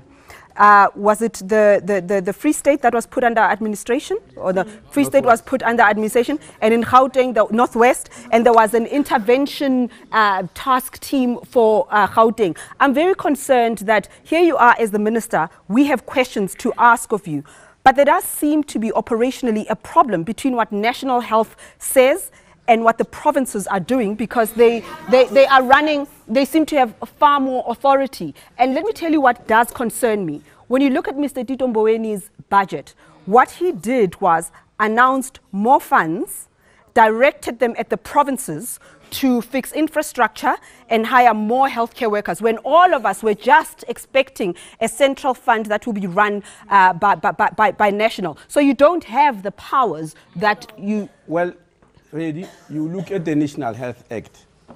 If you take that bill, which we passed, to resolve all those things you are saying, we flagged 12 acts which need to be amended. These are the acts passed after 1994, when we were democracy in the country. And we are raising the shortcomings of some of them. If you look at Life Esidimeni, the Ombuds actually picked that up and said the National Health Act 2003 needs to be amended. He also said the Mental Health Act 2002 needs to be amended. We took that process to the people who amend acts, and I'm sure you are aware, is that group of lawyers called... Stated. No, it's not state law, it's legal, it's law Reform Commission. Okay. That issue is with Law Reform Commission, and they are saying there are 108 acts in South Africa that govern health, and 39 of them need to be changed. Or we won't have the NHI. So that will have NHI, because NHI is national. So did you hear? We can't have NHI until those pieces of legislation... No, it's part of the process. Okay. It's part of the process, Same lady. thing. Yes, because there's a lot of duplication. No, it's part of the same process. That you must change this act, you must change that. Okay, your question quickly. You don't have a microphone. Sure. You don't have a microphone, so we can't hear you. We'll give you a microphone. We can't hear you. You're wasting time. I'll give you the microphone. Please carry on. Please carry on. Carry on. We can hear you. Okay, I'll give you the mic. I will give him the mic. I'm Dr. Gumede, Yes, Dr. President Gumede. and the Chairperson Where's the of other National microphone? Healthcare Professional Association. Okay. Quickly, Dr. Gumede. Yes, one thing that I... You can't all speak at the same time. Dr. Gumede, carry Sure. on. Your mic is on. All right. One thing that I want to allude I'm coming here. to you. is that what you said, Minister, I'm going to put it into context. I was with you at the Presidential Summit at the Beachwood with my fellow friend and the minister. Okay, get to the point. We don't care where you were. Get to the point. Thank you. The point is, in private sector, they spend 450 billion. And in public, we're spending only 213 billion. So there's no way that you can cater for 86%, 84% of the population with that amount. Whilst these other guys, their funds are exhausted by June, whilst actually they are having more money. And we challenged the CMS, the Council for Medical Scheme, in court. We also even included you there in that thing. Your council, they actually came against us and opposed the application. And they chose, like you said, million of high senior councillors to defend something that is obvious. We're saying Act 59 is the one that is bankrupting all the healthcare workers in public. Nobody wants to amend it. You guys don't want to attend to it. BHF in particular, it's an illegal, it's not a statutory body. Because the statutory body is PNS, which is in the Council for Medical Schemes. Okay, so what do you want to see happen? Yeah, what I want to see happen is what you had promised in Nazareth, that these acts will be put into Parliament very quickly and be ratified, which has not been done. Okay, thank you, Dr. Kumede. Thank you. Ma'am, carry on, please. Thank you, Reddy. Yeah, carry on. Where's the other microphone? Sanek, you coming next. After this, Sanek, and then you, and then Melilian. Yes? Thank you once more, Reddy, for the opportunity. Okay, let's go. Don't thank. Let's go. Let's go. Minister, on my side, I want to add from this gentleman who spoke about the mismanagement. Mr. Jack Bloom. Mr. Jack Bloom. Jack Bloom. I'm that mother who also lost a child. Are you Buyi? I'm Buyi Daweti. Yes.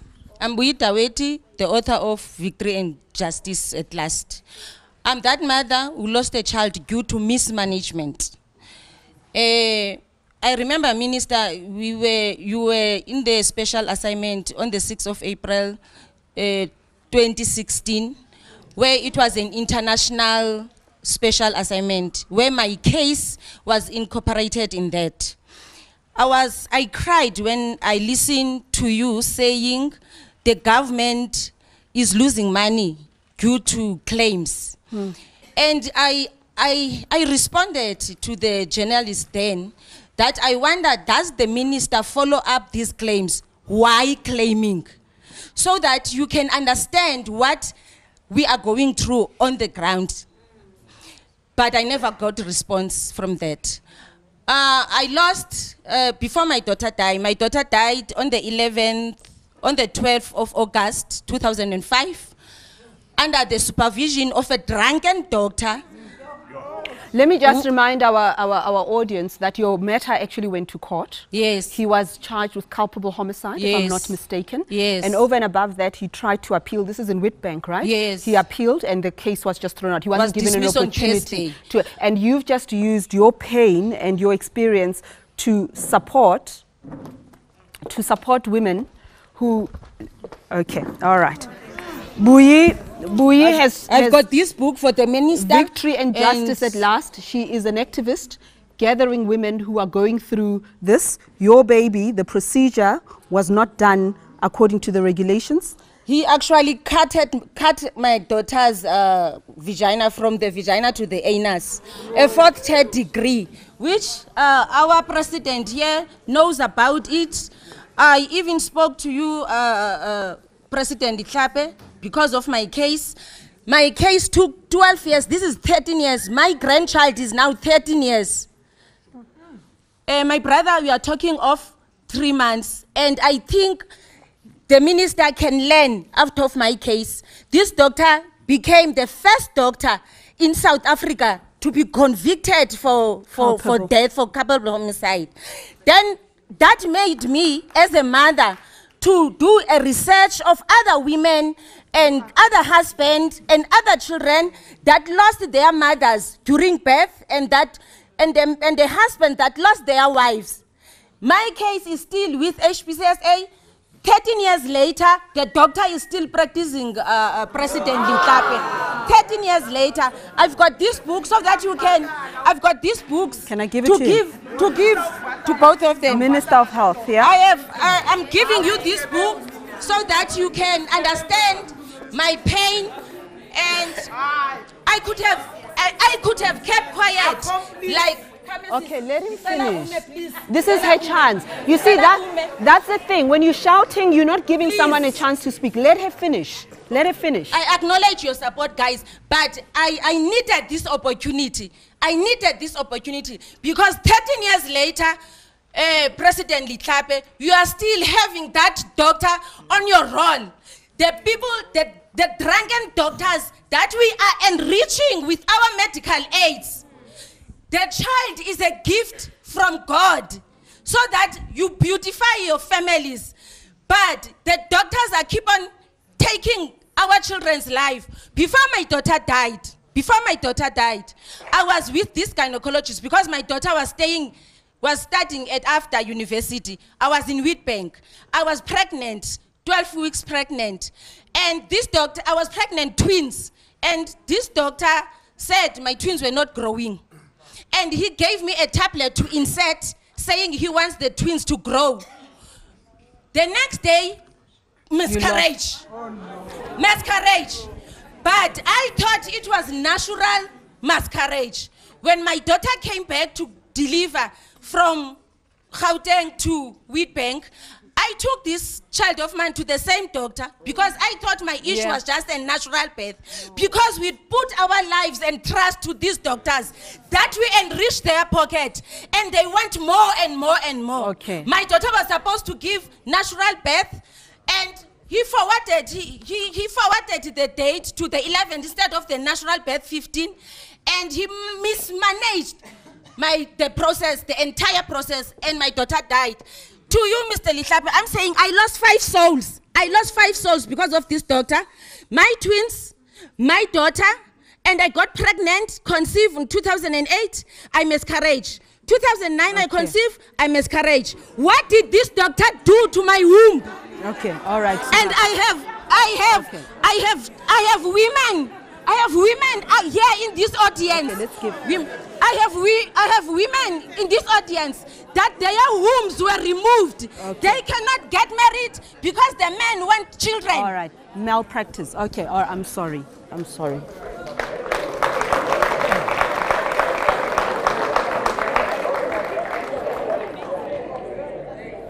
Okay? I'm sorry, okay? So, okay, sweetheart. The nurses are there to advocate. Yeah. To you nurses, I appeal. You are there to advocate for the public. For the public. Because the nurses that were there, they just ran out when they saw the mismanagement. Okay. It is now then that they want to speak out because I stood for those women that don't know the resources, don't know the channels, and they don't have strength, and those women that cannot do anything. All right. Okay. All right. Okay.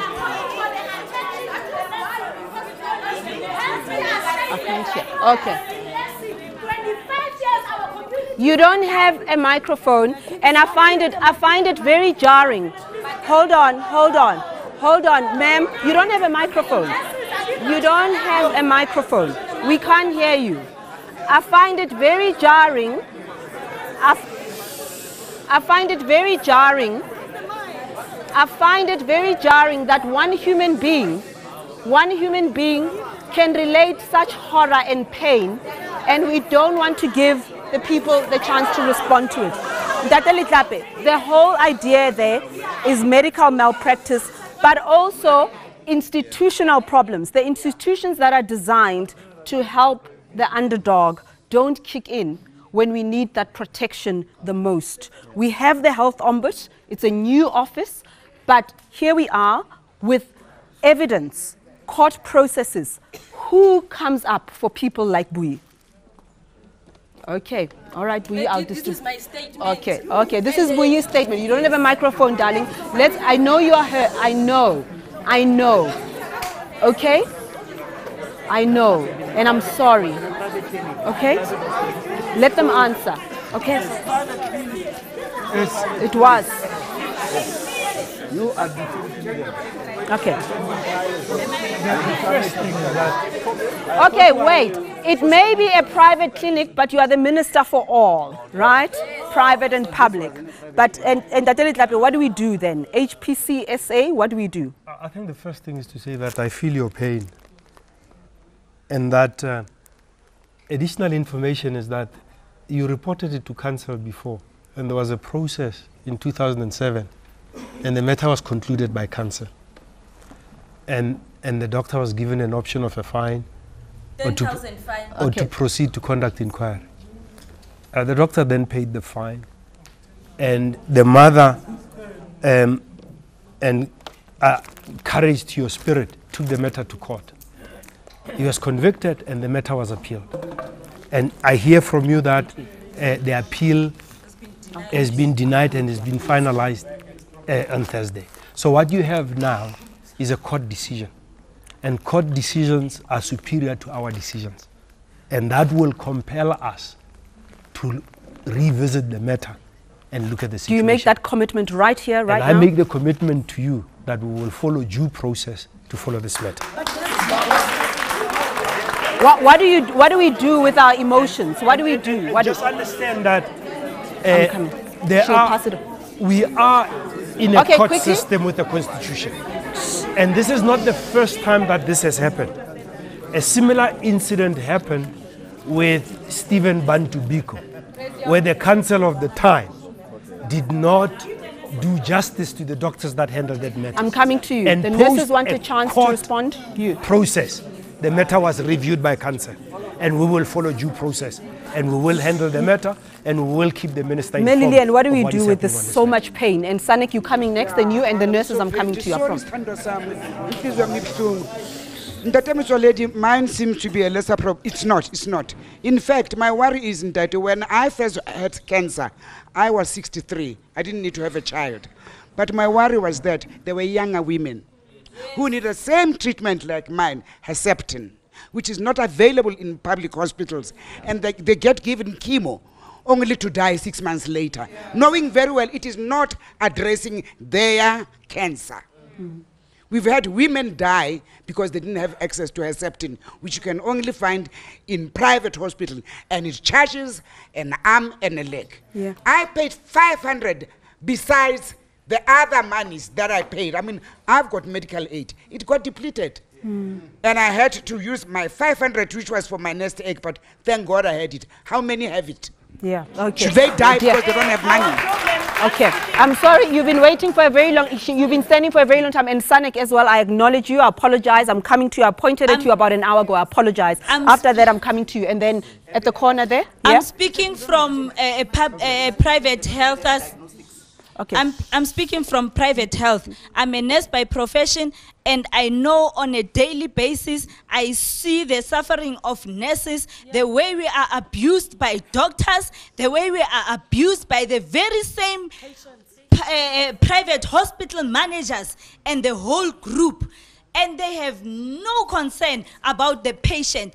Just the other day, a CEO of the company came. He was a patient. And there were talks that the CEO is coming. I said, no, you wait a bit. All I know is a patient. I'm going to treat each and every patient the same.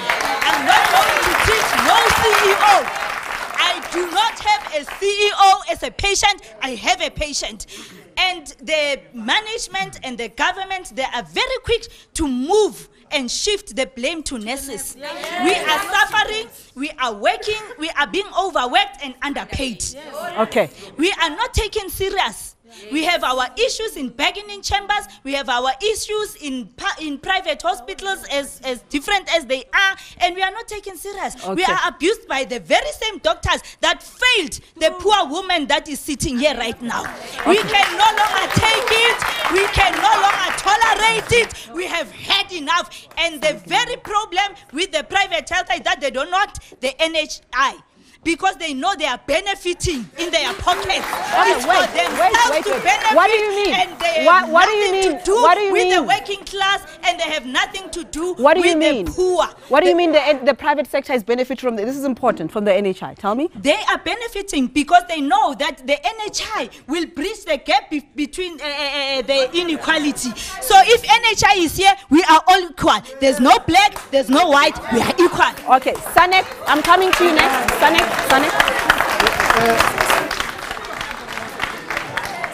Sanek, Yes. carry on speaking. Yeah. Sanek, South African National AIDS Council, Yes. yeah? Thanks, Reddy. Okay, yeah. I think what's important is that we must not be pathologists because they deal with the problem after the patient has died. Yes. We must actually move to the issue of prevention. So in October last year, the president took on the issue around fixing healthcare system. And 600 of us and most of the people that are here were part of that engagement. And there's been conversation by all the role players in terms of what it is that they need to do in order to solve the problem. So it's important that we must bodla, but we need to move to solutions. And many of us are part and parcel of that particular process, because what we want at the end of the day is to fix the health system. But we must not put the issue of let's fix it before we have the NHI. The NHI, it is the way for us to deal with the current challenge that we have. Okay, so a solutions-based one, very quickly, Denosa. Yeah, I wanted to say, I think we don't imagine what goes into a person in a rural area. You go to Limpopo, Northwest, Mpumalanga. Whenever a person is being diagnosed with cancer, it's a death sentence. Because for them to be treated, they must come to Pretoria.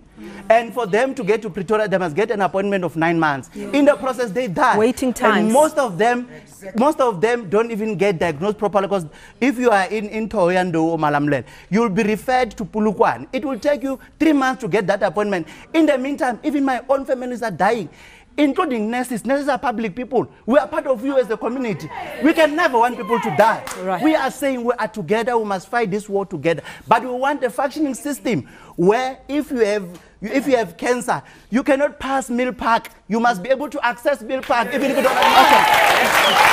Simple as that. Quickly, go.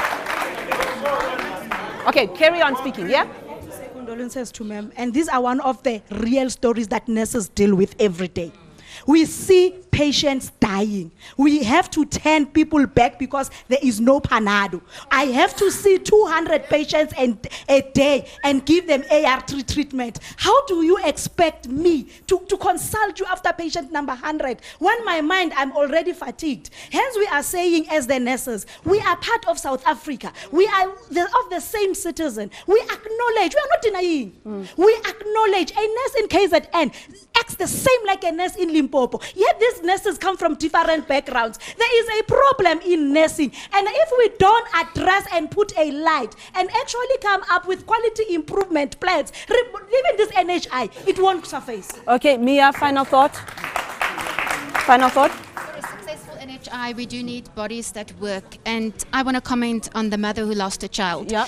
Because the Health Professions Council, you know, that doctor should really have been scrapped from the role, perhaps. Before the court case, even if there was no court Yes, she case. shouldn't have had to go to court. And because of long procedures and long times, we have people like Wouter Basson walking around and still being registered as a doctor. He really shouldn't be. If we don't fix those systems, NHI has to rely on it. It's going to be weakened. Last thoughts? My humble request. Okay, carry All on. of us, we want No, carry on. Your mic is on. The broken public health system. Your microphone We is want on. to fix the broken health system of our country. But also in that process, Okay. No. Hold on. Yeah. Some of the problems we have. It's final thoughts. Some of the problems we have. I thought the minister was going to touch on this. Can we stop this thing when, as healthcare workers unions, we are on strike, we disrupt services to the patients? It is our constitutional right. As much as it is their right to strike, it is our right to access healthcare services. Okay, last thoughts. Carry on, speak. Your mic is on. Your mic is on.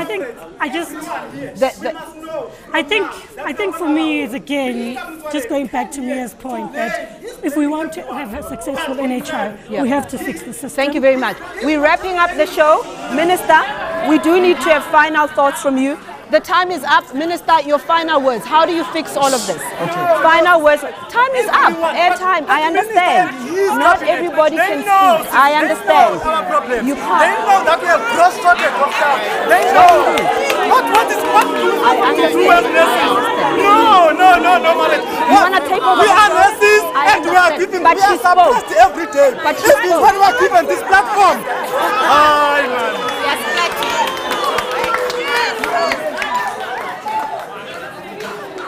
That, I want to tell you right now, with the whole world watching, you are the first man to manhandle me. And you will not do it to another woman again, ever. You listen to me. You will never do that to anybody. I have a father who died when I was 9. I have a husband. Nobody has ever done this to me. You will not do that to me or any woman again. Do you hear me? Do you hear me? Okay. Now, a show has 2 hours. It is impossible to accommodate all of you. It is impossible. It is impossible. You either accept that when you come as an audience member, and what we do, we heard from a nurse, and we heard from a nurse back to back. Sometimes your voice is represented by your comrades. You don't have to come in as an individual because you are a group. Do you hear me? Minister, your last words, please. Ready. Sit down. Sit down. Sit down. Minister? Ready. As I'm listening here, nobody in this house was able to put a convincing argument why we don't need NHI. True. They are talking about processes. We need it as of yesterday. Mel Lillian, what you said about Herceptin is exactly why we need NHI. Herceptin is 24,000 rand per dose. And the cost of treatment is 17 doses. Which women can pay for that out of their own pocket? I actually went to that company, it's a Swiss company. I convinced them. Last year in October, I announced it. It's only that because in the healthcare system, people picks up the negatives. I spoke to Rog. We are going to bring down the price of Herceptin from 24,000 rand to 6,000 rand because it's a government program now. So what is left is for the provinces to start purchasing it. But I also want people to understand it's not a panacea because not all women can use Herceptin. Because yes, certain genes only use it for those women whose genes agree. But the overall thing is all these things we are talking about, unless we have got universal health care coverage as in NHI, we'll never be able to solve these problems. Thank you very much. Thank you very much. Thank you.